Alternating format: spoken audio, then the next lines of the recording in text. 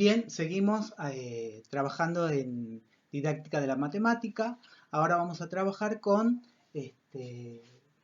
cómo enseñar matemáticas. Tenemos que enseñar matemáticas a través de situaciones problemáticas, ¿sí? Es el material que habíamos trabajado,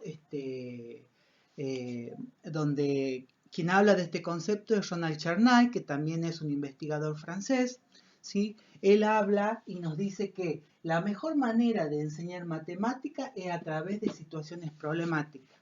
¿Por qué? ¿Por qué? Porque él analiza y establece lo siguiente.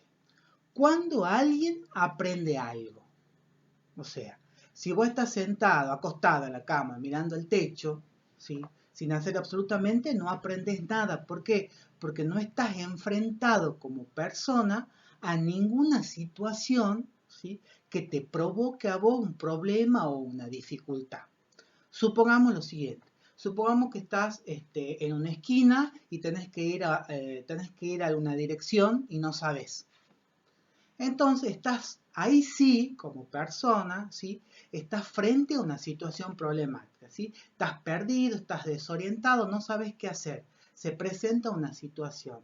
Entonces, bueno, o preguntás o estudias el sistema de transporte que existe, le preguntás a policía o preguntás a alguien, y de esa manera vos, como persona, como ser humano, aprendes cómo manejarte, ¿sí? Enfrentás esa situación y aprendes un nuevo conocimiento. Que vos ya vas a saber que llegando a tal lugar tenés que tomar tal colectivo, tal línea, para llegar a tal lugar y de ahí poder llegar a tu destino. Por ejemplo, tenemos que comenzar a estudiar en el terciario, por ejemplo, ¿sí? Entonces tenemos que, nos plantea una situación problemática en donde nosotros decimos, bueno, se me modifican ahora todos los horarios. Antes iba a la escuela a la mañana, dormía toda la tarde, ahora voy a la tarde-noche, trabajo en otro. O sea, se crean situaciones y en esas situaciones problemáticas. ¿Por qué son situaciones problemáticas? Porque en la primera instancia son situaciones que nos modifican nuestras estructuras mentales, ¿sí? Y cuando nosotros las solucionamos, o sea, o acomodamos nuestros horarios, acomodamos el horario de nuestro trabajo, la podemos solucionar esa situación, ahí es cuando aprendemos, ¿sí? Por eso Ronald Charnay dice que la mejor manera de enseñar matemáticas es a través de situaciones problemáticas, ¿sí? Pero no situaciones problemáticas referidas a los típicos problemas de que María tenía 2 caramelitos y el tío le regaló otro caramelito y después en vez de María era Juan y son 50.000 problemas tipo y son todos iguales. Charnay nos dice que estas situaciones problemáticas nos van a enseñar matemática siempre y cuando, ¿sí? Siempre y cuando estas situaciones apunten, ¿sí? A lograr un sentido. Cuando él habla del sentido, se refiere a que la situación problemática debe estar contextualizada, ¿sí? Hace poco, hace el año pasado, hace unos años atrás, cuando vinieron las evaluaciones a los sextos años, por ejemplo, y a los tercer años de secundaria, venían situaciones tales como, por ejemplo, le preguntaban a los chicos que calculen la distancia, o era una situación así donde hablaban acerca de un clavadista, ¿sí? Y los alumnos me decían, bueno, profesor, ¿qué es un clavadista? O había otra situación donde hablaba de toronjas, ¿sí? O había otra situación donde hablaba acerca de un velero, ¿sí? Un velero que atravesaba un río muy ancho y demás. Bueno, el alumno puede imaginarse, ¿sí? Puede imaginarse. No están aislados, tienen televisión, todo. Pero son situaciones que no son propias a él, ¿de acuerdo? No están contextualizadas. Por ejemplo, hasta hace poco había visto unos libros que hablaban de problemas para enseñar acerca de los números negativos, ¿sí? Hablaban de edificios, ¿sí? Que tenían 2 o 3 subsuelos.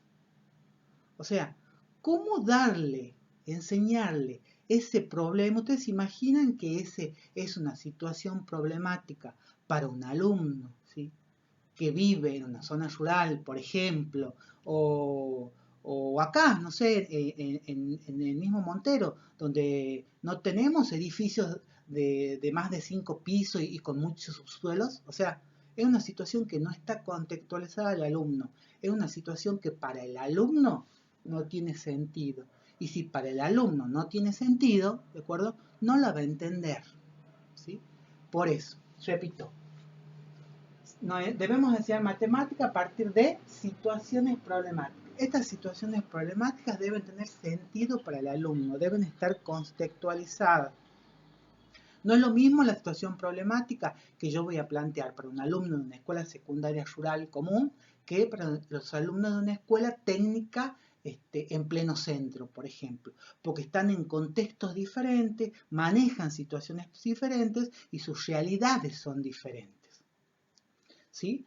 Así que tiene que tener sentido para el alumno, ¿sí? Así él construye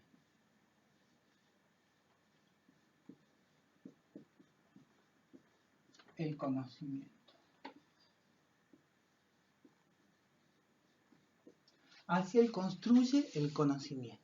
¿Qué me pasó? Por ejemplo, yo tengo un alumno en sexto año, estábamos trabajando en una de esas cuadernillos que habían mandado del gobierno para trabajar con los alumnos con situaciones problemáticas. Entonces, había un problema que hablaba acerca de sacar porcentaje, por ejemplo, ¿sí? Entonces el alumno me decía, no, profesor, no entiendo nada, no entiendo nada, no entiendo nada. A ver, le digo, yo creo que sí lo entendés. Le digo, a ver, lo leamos de nuevo. Era un problema acerca de porcentajes. Este alumno que estaba en sexto año, por ejemplo, él trabajaba vendía frutas y verduras en las ferias, ¿sí? En la feria de Simoca, en la feria de Montero y en algunas otras ferias de acá cerca.